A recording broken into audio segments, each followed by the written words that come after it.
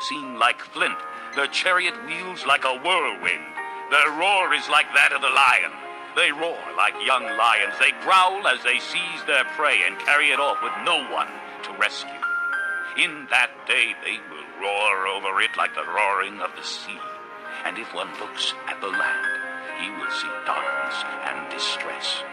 Even the light will be darkened by the clouds. Chapter 6. In the year that King Uzziah died, I saw the Lord seated on a throne, high and exalted, and the train of his robe filled the temple. Above him were seraphs, each with 6 wings. With 2 wings they covered their faces, with 2 they covered their feet, and with 2 they were flying. And they were calling to one another, Holy, holy, holy is the Lord Almighty. The whole earth is full of his glory. At the sound of their voices, the doorposts and thresholds shook, and the temple was filled with smoke. Woe to me, I cried. I am ruined, for I am a man of unclean lips, and I live among a people of unclean lips, and my eyes have seen the King, the Lord Almighty. Then one of the seraphs flew to me with a live coal in his hand, which he had taken with tongs from the altar. With it, he touched my mouth and said, See, this has touched your lips. Your guilt is taken away, and your sin atoned for. Then I heard the voice of the Lord saying, Whom shall I send, and who will go for us? And I said, Here am I, send me. He said, Go and tell this people, be ever hearing, but never understanding. Be ever seeing, but never perceiving. Make the heart of this people calloused. Make their ears dull, and close their eyes. Otherwise they might see with their eyes, hear with their ears, understand with their hearts, and turn and be healed. Then I said, For how long, O Lord? And he answered, Until the cities lie ruined and without inhabitant, until the houses are left deserted and the fields ruined and ravaged, until the Lord has sent everyone far away and the land is utterly forsaken. And though a tenth remains in the land, it will again be laid waste. But as the terebinth and oak leave stumps when they are cut down, so the holy seed will be the stump in the land. Chapter 7. When Ahaz, son of Jotham, the son of Uzziah, was king of Judah, King Rezin of Aram, and Pekah, son of Remaliah, king of Israel, marched up to fight against Jerusalem, but they could not overpower it. Now the house of David was told, Aram has allied itself with Ephraim.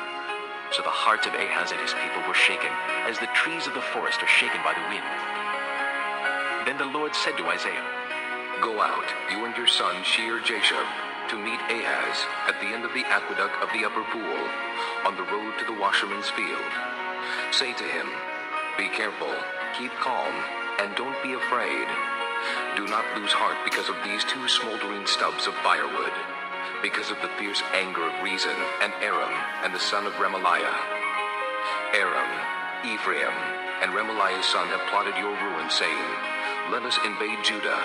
Let us tear it apart and divide it among ourselves, and make the son of Tabiel king over it. Yet this is what the sovereign Lord says. It will not take place. It will not happen. For the head of Aram is Damascus, and the head of Damascus is only Rezin. Within 65 years, Ephraim will be too shattered to be a people. The head of Ephraim is Samaria, and the head of Samaria is only Remaliah's son. If you do not stand firm in your faith, you will not stand at all. Again the Lord spoke to Ahaz. Ask the Lord your God for a sign, whether in the deepest depths or in the highest heights. But Ahaz said, I will not ask. I will not put the Lord to the test. Then Isaiah said, Hear now, you house of David. Is it not enough to try the patience of men? Will you try the patience of my God also? Therefore the Lord himself will give you a sign. The virgin will be with child, and will give birth to a son, and will call him Emmanuel. He will eat curds and honey when he knows enough to reject the wrong and choose the right. But before the boy knows enough to reject the wrong and choose the right, the land of the two kings you dread will be laid waste. The Lord will bring on you and on your people, and on the house of your father, a time unlike any since Ephraim broke away from Judah. He will bring the king of Assyria. In that day the Lord will whistle for flies from the distant streams of Egypt, and for bees from the land of Assyria. They will all come and settle in the steep ravines, and in the crevices in the rocks, on all the thorn bushes, and at all the water holes. In that day the Lord will use a razor hired from beyond the river, the king of Assyria, to shave your head and the hair of your legs, and to take off your beards also. In that day a man will keep alive a young cow and 2 goats, and because of the abundance of the milk they give, he will have curds to eat. All who remain in the land will eat curds and honey. In that day, in every place where there were 1,000 vines worth 1,000 silver shekels, there will be only briars and thorns. Men will go there with bow and arrow, for the land will be covered with briars and thorns.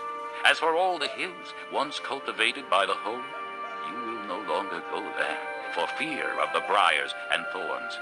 They will become places where cattle are turned loose and where sheep run.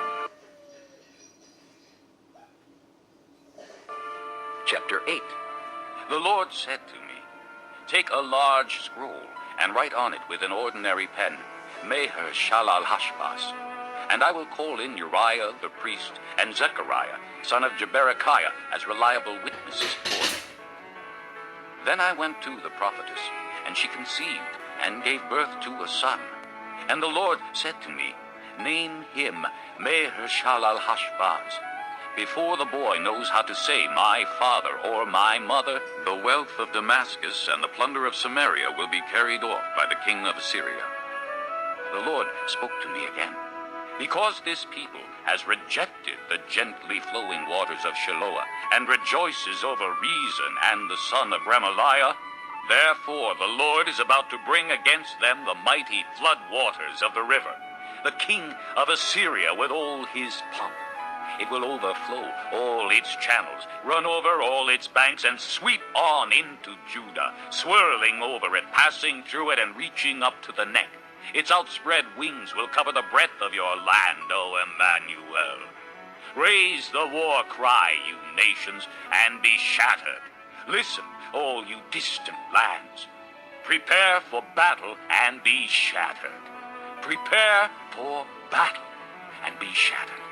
Devise your strategy, but it will be thwarted. Propose your plan, but it will not stand, for God is with us.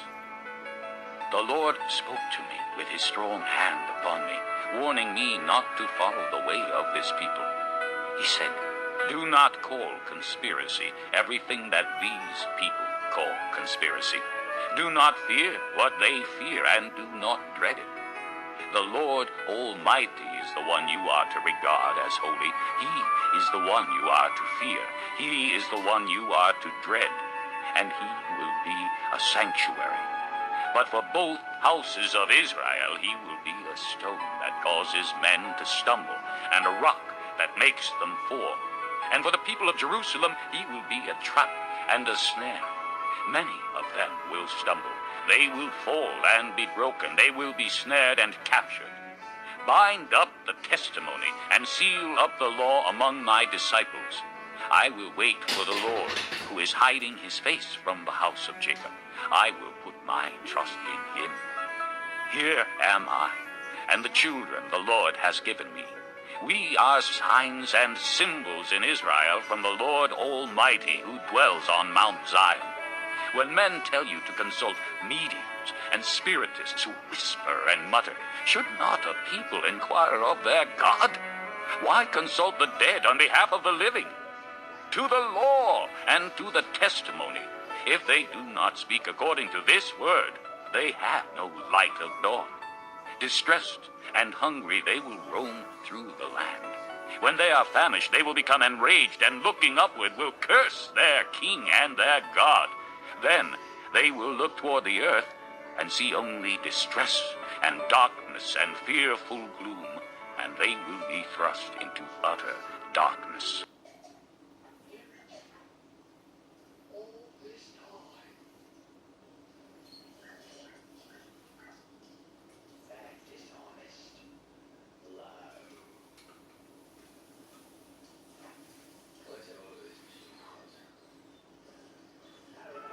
Chapter 9. Nevertheless, there will be no more gloom for those who were in distress. In the past, he humbled the land of Zebulun and the land of Naphtali. But in the future, he will honor Galilee of the Gentiles by the way of the sea along the Jordan.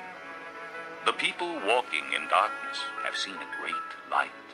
On those living in the land of the shadow of death, a light has dawned. You have enlarged the nation and increased their joy. They rejoice before you as people rejoice at the harvest, as men rejoice when dividing the plunder. For as in the day of Midian's defeat, you have shattered the yoke that burdens them, the bar across their shoulders, the rod of their oppressor. Every warrior's boot used in battle, and every garment rolled in blood will be destined for burning, will be fuel for the fire. For to us a child is born, to us a son is given, and the government will be on his shoulders. And he will be called Wonderful Counselor, Mighty God, Everlasting Father, Prince of Peace.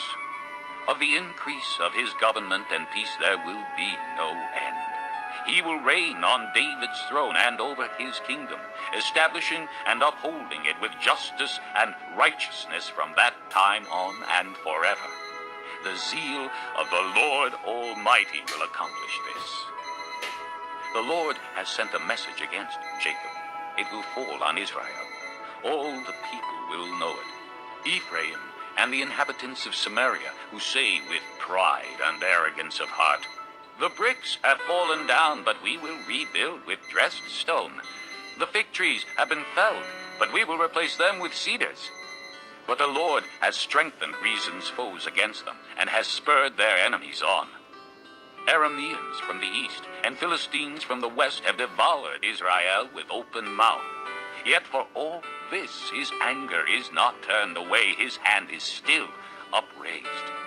But the people have not returned to him who struck them, nor have they sought the Lord Almighty. So the Lord will cut off from Israel both head and tail, both palm branch and reed in a single day. The elders and prominent men are the head. The prophets who teach lies are the tail. Those who guide this people mislead them, and those who are guided are led astray. Therefore the Lord will take no pleasure in the young men, nor will he pity the fatherless and widows, for everyone is ungodly and wicked. Every mouth speaks vileness. Yet for all this, his anger is not turned away, his hand is still upraised. Surely wickedness burns like a fire. It consumes briars and thorns. It sets the forest thickets ablaze so that it rolls upward in a column of smoke. By the wrath of the Lord Almighty, the land will be scorched, and the people will be fuel for the fire. No one will spare his brother. On the right they will devour but still be hungry. On the left they will eat but not be satisfied. Each will feed on the flesh of his own offspring. Manasseh will feed on Ephraim, and Ephraim on Manasseh. Together they will turn against Judah. Yet for all this his anger is not turned away. His hand is still upraised.